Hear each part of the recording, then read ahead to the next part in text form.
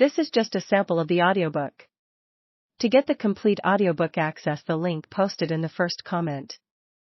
That Scotland had been somewhat less touched by the physical horrors of war than the rest of Britain, and was less susceptible to the frenetic post-war gaiety that infected more popular vacation spots.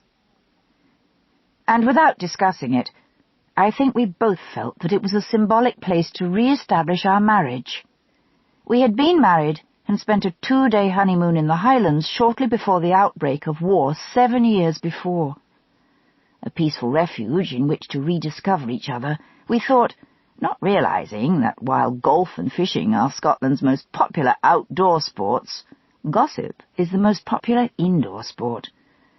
And when it rains as much as it does in Scotland, people spend a lot of time indoors. "Where are you going?" I asked as Frank swung his feet out of bed. "I'd hate the dear old thing to be disappointed in us," he answered. Sitting up on the side of the ancient bed, he bounced gently up and down, creating a piercing, rhythmic squeak. The hoovering in the hall stopped abruptly.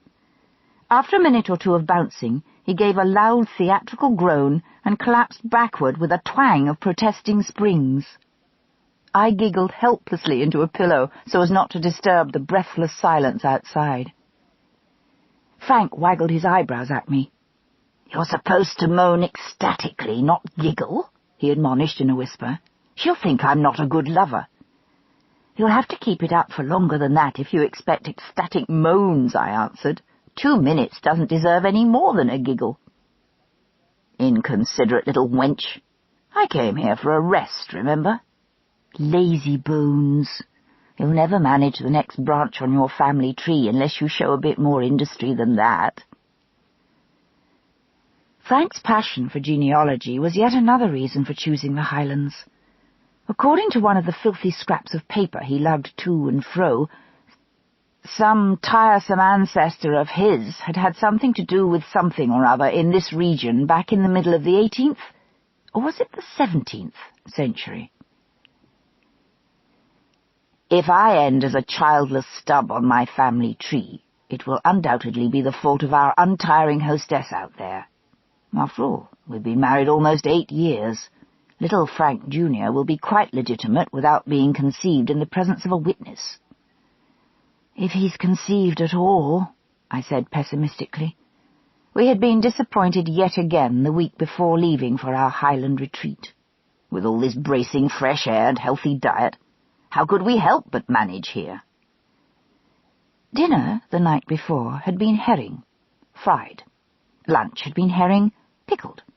And the pungent scent now wafting up the stairwell strongly intimated that breakfast was to be herring kippered. "Unless you're contemplating an encore performance for the edification of Mrs. Baird," I suggested, "you'd better get dressed.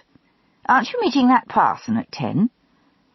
The Reverend Dr. Reginald Wakefield, vicar of the local parish, was to provide some rivetingly fascinating baptismal registers for Frank's inspection, not to mention the glittering prospect that he might have unearthed some mouldering army dispatches or some such that mentioned the notorious ancestor." "What's the name of that great-great-great-great-grandfather of yours again?" I asked. "The one that mucked about here during one of the risings. I can't remember if it was Willie or Walter." "Actually, it was Jonathan." Frank took my complete disinterest in family history placidly, but remained always on guard, ready to seize the slightest expression of inquisitiveness as an excuse for telling me all facts known to date about the early Randalls and their connections. His eyes assumed the fervid gleam of the fanatic lecturer as he buttoned his shirt. "Jonathan Wolverton Randall, Wolverton for his mother's uncle, a minor knight from Sussex. He was, however, known by the rather dashing nickname of Black Jack, something he acquired in the army, probably during the time he was stationed here." I flopped face down on the bed and affected to snore. Ignoring me, Frank went on with his scholarly exegesis. "He bought his commission in the mid-30s, 1730s that is, and served as a captain of dragoons. According to these old letters Cousin May sent me, he did quite well in the army. Good choice for a second son, you know.